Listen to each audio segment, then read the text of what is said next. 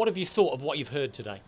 No, I think it's been a really interesting day. We've managed to cover some of the really important macroeconomic issues about the European Union, about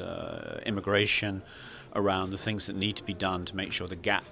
between rich and poor begins to be looked at, that we make sure this recovery is shared by everyone. And I think a number of things we put out, be it about our proposals to allow the less well-off to benefit, our proposals on the discussion of the great business debate, all of which I think is linked very well together as the economy starts to recover.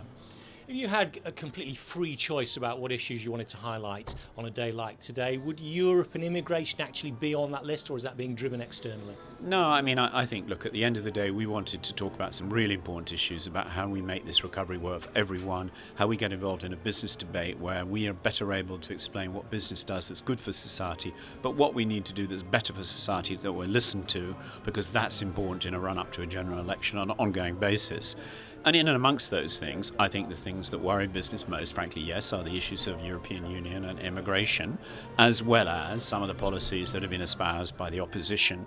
in relation to price control, breaking up of institutions, land seizure, and penal tax rates. All of those things also give concern to business. How important do you think it is that the CBI makes the case for staying in a reformed European Union? Well, I think the CBI has one important and huge role, and that's to remain at all times factual, apolitical, unemotional, and give the facts as they are.